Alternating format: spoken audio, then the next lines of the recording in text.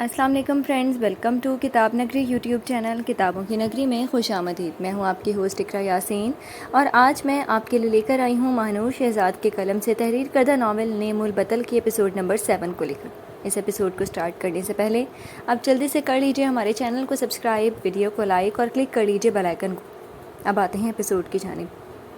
میں نے بہت سن لی بکواس، اب خاموشی سے کمرے میں چلی جاؤ، ارباب شہادت والی انگلی سے اسے دکھاتا وارن کرنے لگا، جس پر اروب حیرانگی سے اسے دیکھنے لگی۔ تم نے مجھ پر ہاتھ اٹھایا جنگلی انسان، ایک تو چوری، اوپر سے سینہ زوری، شرم نام کی چیز ہے؟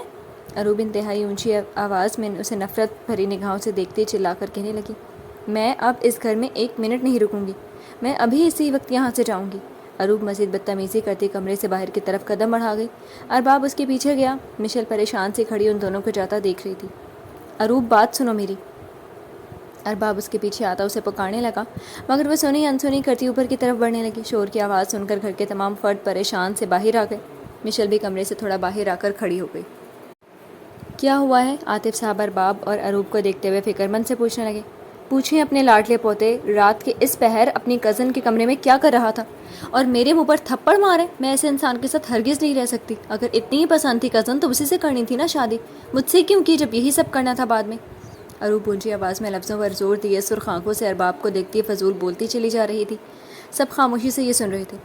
لڑکی، تم نے آج تک جو بولا میں نے سنا، مگر مشل کے متعلق میں گھٹیا الزام برداشت نہیں کروں گا۔ پورا بھروسہ ہے اپنی پوتی پر بھی اور اپنے پوتے پر بھی۔ عاطف ایک باروب لہجے میں اسے سرد نگاہوں سے دیکھتے ہوئے کہنے بولے، آپ کی یہ شریف پوتی ہے نا، یہ شرافت کا لبادہ اوڑھ کر شادی شدہ مرد کو اپنے ہاتھوں میں کیے ہوئی ہے، اور آپ کا پوتا بھی آفس سے آ کر سیدھا اس کے کمرے میں جاتا ہے، اور ایسے انسان کے ساتھ رہنا میرے بس میں نہیں ہے۔ میرے ہوتے ہوئے وہ اپنی کزن۔ اروب عاطف ملک سے بھی اونچی آواز میں انہیں دیکھتے ہوئے جواب دینے لگی، خاموش، جو منہ میں آتا جا رہا ہے بولتی چلی جا رہی ہو۔ ارباب، اپنی بیوی کو کمرے میں لے کر جاؤ۔ عاطف ملک درشت لہجے میں اسے دیکھتے ہوئے ارباب سے مخاطب ہوئے۔ عاطف ملک کی گرجدار آواز پر سب لوگ سہم کر رہ گئے۔ ویسے ابا، ناراض ہونے والی بات نہیں ہے، مشل شکل سے جتنی معصوم بنتی ہے نا اتنی ہے نہیں، وہ عادت ہے اس کی لڑکوں کو اپنے پیچھے لگانے کی۔ نوشین محترمہ بیچ میں مداخلت کرتے ہوئے مشل پر ایک تیز نگاہ ڈالتی اپنے انداز میں کہنے لگی۔ مشل کی آنکھوں سے آنسو بہنے لگے۔ آپ لوگ بلا وجہ اس پر الزام مت لگائیں، ایسا کچھ نہیں ہے۔ رونے کی آواز آ رہی تھی تو میں اپنے کمرے میں جانے کی بجائے اس کے کمرے کی طرف بڑھ گیا۔ اسے روتا دیکھ کر میں اندر آیا صرف پوچھنے کے لیے چاچا چاچی کو یاد کر رہی تھی، وہ تو بس ایک کزن کی حیثیت سے وہیں بیٹھ گیا۔ ارباب نے جھوٹ کا سہارا لیتے ہوئے سب کا منہ بند کروانا چاہتا تو وہ سچ بتا دیتا، مگر اس میں مشل کی بدنامی بھی ساتھ ہونے تھی۔ مشل نے پانی سے بھری آنکھوں سے ارباب کی جانب دیکھا۔ آپ سب سو جائیں اور تم کمرے میں چلو میرے ساتھ۔ ارباب اروب کا ہاتھ تھام کر اسے سنجیدگی سے بولا، مجھے ہاتھ مت لگاؤ، میں نے فیصلہ کر لیا ہے، میں یہاں 1 سیکنڈ نہیں رکوں گی۔ تمہارے گھر والے نہ مجھے عزت دیتے ہیں اور نہ تم نے صرف اس لڑکی کی خاطر مجھ پر ہاتھ اٹھایا، اور یہ بات میری برداشت سے باہر ہے۔ اپنی بیٹی کو بھی سنبھالو، خود سنبھالو، کیونکہ میں ابھی اور اسی وقت اپنے گھر سے جاؤں گی۔ اروب اسے دیکھتے ہوئے لہجے میں غصہ لیے اسے کہتے ساتھ اوپر کی طرف قدم بڑھا گئی۔ سب لوگ پریشان سب سے جاتا دیکھنے لگے۔ سمجھ کیا رکھا ہے مجھے؟ ہاں، ابھی کچھ کہتی نہیں ہوں میں ان سب کو تو میرے اوپر چڑھتے ہیں، اور یہ تھپڑ تم نے مار کر میری بے عزتی کی ہے ارباب ملک، میں تمہیں کبھی معاف نہیں کروں گی۔ اروب بیگ میں کپڑے رکھتے ہوئے اسے غصے سے بند کرتی مسلسل ارباب کے متعلق بولتی جا رہی تھی۔ اپنی ان چند ماہ کی بیٹی پر بغیر نظر ڈالے وہ کمرے سے باہر کی طرف بڑھ گئی۔ اروب، ہم آرام سے بیٹھ کر بات کرتے ہیں۔ اروب کے نیچے آتے ہی ارباب اس کے پاس آتے ہوئے اسے کہنے لگا۔ اروب اس کی بات کو نظر انداز کرتی آگے کی طرف بڑھنے لگی۔ اس وقت وہ شدید غصے میں تھی اور اپنے حواس بالکل کھو بیٹھی تھی۔ اروب بچے، رک جاؤ، عاطف ملک نے نرم لہجے میں اسے پکارا، جس پر اس نے پلٹ کر انہیں دیکھا۔ میں کسی کے کہنے پر نہیں رکنے والی ہوں۔ اروب انہیں اسی ٹون میں جواب دیتی باہر کی طرف بڑھ گئی۔ میں نے بہت برداشت کر لیا تمہیں، اب تم کیا چاہو گی؟ میں تمہیں خود بھیجتا ہوں۔ ڈرائیور! اروب کا لہجہ عاطف ملک کے ساتھ دیکھ کر ارباب کا دماغ گرم ہوا اور وہ انتہائی سخت لہجے میں بولا، جی سر۔ ڈرائیور اس کے بلانے پر اندر آتے ہی سر جھکائے بولا، میڈم کو ان کے گھر چھوڑیں۔ اروب کو دیکھے بغیر وہ ڈرائیور سے کہتے ساتھ اوپر کی طرف بڑھنے لگا۔ وہ غصے کا بہت برا تھا، بہت زیادہ، یہ سب جانتے تھے۔ تم نے اچھا نہیں کیا ارباب ملک میرے ساتھ، میں تمہیں کبھی معاف نہیں کروں گی، دیکھنا تم بہت پچھتاؤ گے۔ اروب اسے جاتا دیکھ کر چلا کر کہتے ساتھ غصے سے پیر پٹکتی باہر کی طرف بڑھنے لگی۔ احمد ملک، صدف محترمہ دونوں نے اسے روکنا چاہا، مگر وہ ان کی بھی نہ سنتی گاڑی میں جا کر بیٹھ گئی، اور ڈرائیور خاموشی سے ڈرائیونگ سیٹ سنبھالتا سڑک پر گاڑی دوڑا گیا۔ کل اس معاملے میں بات کرتے ہیں، بہت دیر ہو گئی ہے، سو جاؤ سب جا کر۔ عاطف ملک سب کو پریشان کھڑا دیکھ کر کہتے ساتھ خود اپنے کمرے کی طرف بڑھ گئے۔ سب کی ادھرا اس کا ہے، اچھا خاصا خوش رہ رہے تھے دونوں بچے۔ نوشین محترمہ مشل کو کھا جانے والی نظروں سے گھورتی کہنے لگی، آپ نے آج تک جو بولا وہ میں نے سنا، مگر اپنے کردار پر میں بات برداشت نہیں کروں گی۔ آپ یہ بات تیسری دفعہ دہرا رہی، میں بددعا نہیں دے رہی، بس بتانا چاہ رہی ہوں کہ آپ کی بھی بیٹی ہے، کسی کی بیٹی کو اتنا ذلیل مت کریں پھپھو۔ مشل آنکھیں میچ کر کھولتی ہمت سے انہیں جواب دیتی کمرے کی طرف بڑھ گئی۔ اللہ، اس کی زبان دیکھی آپ نے بھابھی؟ نوشین محترمہ آنکھیں بڑی کیے اسے زیادہ دیکھ کر صدف محترمہ سے کہنے لگی۔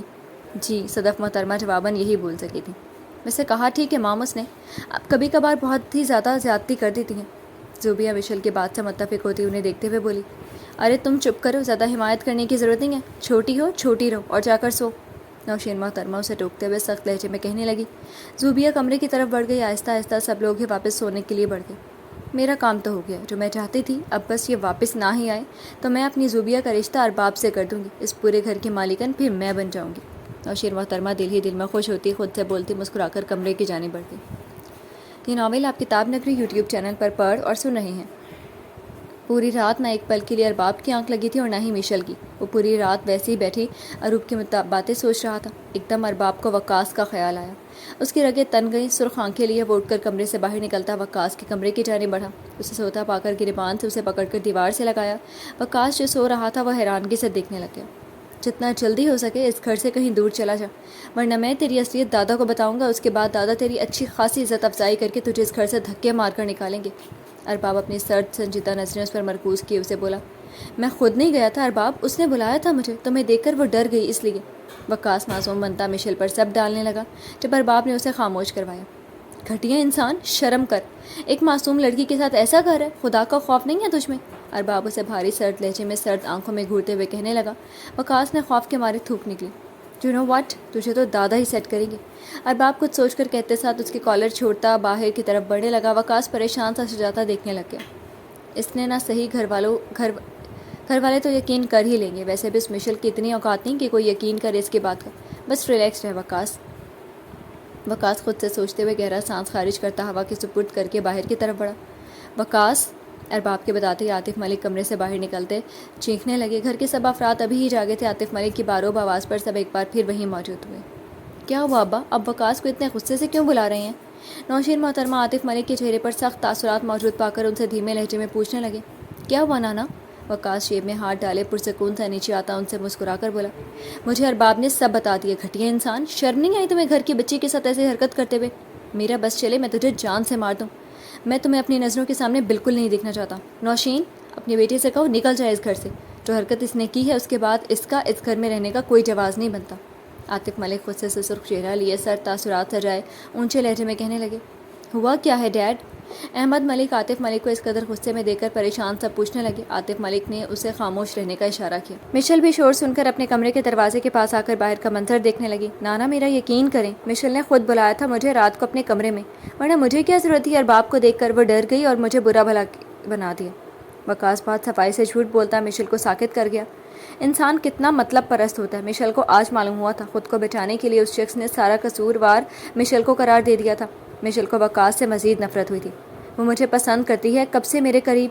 وقاص خود سے یہ بولتے چلا جا رہا تھا، گال پر زوردار تھپڑ پڑتے ہی اس کے الفاظ منہ میں رہ گئے تھے۔ میں تم جیسے انسان سے بات کرنا بھی پسند نہیں کروں، قریب آنا تو بہت دور کی بات ہے۔ مشل اسے سرخ آنکھوں سے گھورتے ہوئے چیخ کر کہنے لگی۔ وقاص اور نوشین محترمہ دونوں بے یقینی سے مشل کو دیکھ رہے تھے۔ دادا میرا یقین کریں، میں نے اسے نہیں بلایا تھا۔ مشل عاطف ملک کی جانب بڑھتی انہیں اپنی صفائی دینے لگی۔ مجھے آنکھ بند کر کے یقین ہے میری گڑیا۔ عاطف ملک نرم لہجے میں اس کے چہرے پر ہاتھ رکھے کہنے لگے۔ مشل کو ایک سکون سا ملا تھا۔ بس کر دیں ابا، آپ کو نظر نہیں آ رہا وقاص سچ بول رہا ہے؟ یہ ہے ہی جھوٹی مکار، یقیناً اسی نے بلایا ہوگا اسے، ورنہ وقاص کو کیا پڑی تھی اس کے کمرے میں جانے کی؟ یہ ہمیشہ اپنے معصوم چہرے سے آپ کو بیوقوف بنا لیتی ہے، مگر پیچھے جو مکار چہرہ چھپا ہے اس سے میں اچھے سے واقف ہوں۔ نوشین محترمہ پھر سے اپنے لفظوں میں زہر گھولتی اسے تکلیف پہنچانے لگی۔ تم یہی رحم کھا لیا کرو کہ وہ بن ماں کی باپ کی بچی ہے۔ عاطف ملک افسوس بھری نگاہوں سے اپنی بیٹی کو دیکھتے اسے شرمندہ کرنے لگی۔ کیوں بن ماں باپ کی بچی؟ جو مرضی کریں، مجھے اپنے بیٹے پر پورا یقین ہے۔ ارباب کا دوست جعفر بھی تو اسے اتنا گھور گھور کر دیکھتا ہے، آتے ساتھ اس کے کمرے کے باہر ہی رکتا ہے۔ کل وقاص کو بھی بلایا ہوگا اس نے اور پھر ارباب کے سامنے معصوم بن گئی ہوگی۔ ایک بات یاد رکھنا، ایسی لڑکیوں سے کوئی شادی نہیں کرتا۔ نوشین محترمہ مشل کو سناتے چلے جا رہی تھی، اس پر جھوٹے الزامات لگاتے جا رہی تھی۔ یہ دیکھیں میرے ہاتھ بندھے ہوئے ہیں آپ کے سامنے، مجھ سے بلا وجہ اتنی نفرت مت کرے پھپھو، آپ خود بھی ایک لڑکی ہیں۔ مشل ان کے سامنے ہاتھ جوڑے انہیں دیکھتے ہوئے بے بسی سے بولی، میں چاہتا ہوں تم اپنی بیٹی اور بیٹے کو لے کر میرے فلیٹ میں شفٹ ہو جاؤ، سب کچھ تمہیں وہاں مل جائے گا, کسی چیز کی کمی نہیں ہوگی. عاطف ملک گہرا سانس بھرتے فیصلہ کرتے ہوئے نوشین محترمہ سے بولے. یہ ناول آپ کتاب نگری یوٹیوب چینل پر پڑھ اور سن رہے ہیں. بس یہی سننا باقی رہ گیا تھا. ابا مجھے بھی یہاں رہنے کا شوق نہیں ہے, میں خود ہی اپنا بندوبست کر لوں گی کل تک. بہت شکریہ آپ کا مجھے احساس دلانے کے لیے کہ آپ کے لیے بوجھ ہوں میں. نوشین محترمہ ان کی بات پر منفی سوچ رکھتی عاطف ملک سے ناراضگی سے کہتی اوپر کی طرف بڑھ گئی.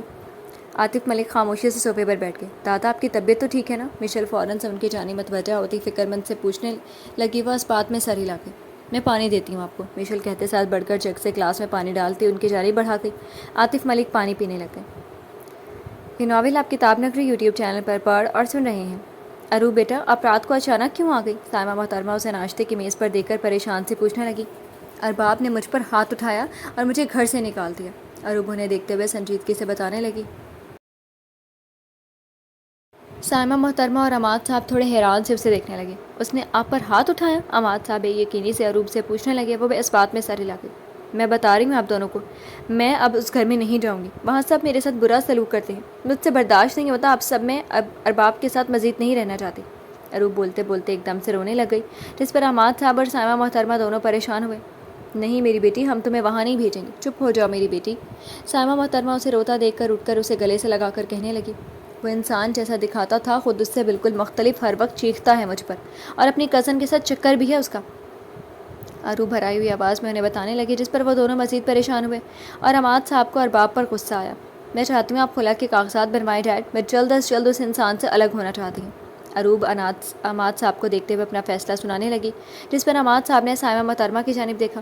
بالکل, مزید میری بیٹی ان ظالم لوگوں کے ساتھ نہیں رہے گی. اگر میری بیٹی یہ چاہتی ہے تو یہی ہوگا. سائمہ محترمہ اروب کی بات سے متفق ہوتی عماد صاحب سے کہنے لگی. ٹھیک ہے, میں بنواتا ہوں پھر.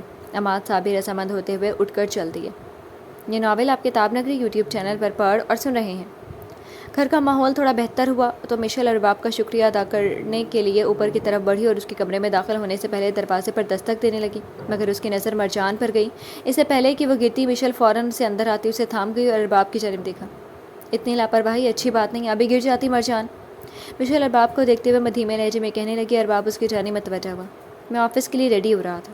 ارباب نے اسے سنجیدہ لہجے میں جواب دیا. مشل نظریں جھکائے مرجان کو دیکھ رہی تھی. یہ آپ کی بیٹی ہے, خیال اس کا بھی رکھنا ہے. خیر بھابھی کو کب لینے جائیں گے؟ مشل نے اپنی مخصوص نرم لہجے میں اس سے پوچھا. اپنی مرضی سے گئی ہیں, اپنی مرضی سے آ جائیے. مزید اس بارے میں مجھ سے بات مت کرنا. ارباب اکھڑے ہوئے لہجے میں اسے جواب دیتا گاڑی کی کیز اٹھانے لگا. مشل نے خفکی بھری نگاہ اس پر ڈالی. میں آپ کو تھینکس کہنے آئی تھی. مشل جس لیے کمرے میں آئی تھی اس نے اسے بتایا, جس پر ارباب نے اسے دیکھا. تھینکس کی ضرورت نہیں ہے, میں نے سچ کا ساتھ دیا. ارباب اسے ایک نظر دیکھ کر بولتا باہر کی طرف بڑھ گیا. مشل اسے جاتا دیکھنے لگی. مجھے لگا تھا ارباب ملک شادی کے بعد مسکرانے لگیں گے, مگر ارباب ملک تو مزید ہی کھڑوس بن گئے ہیں.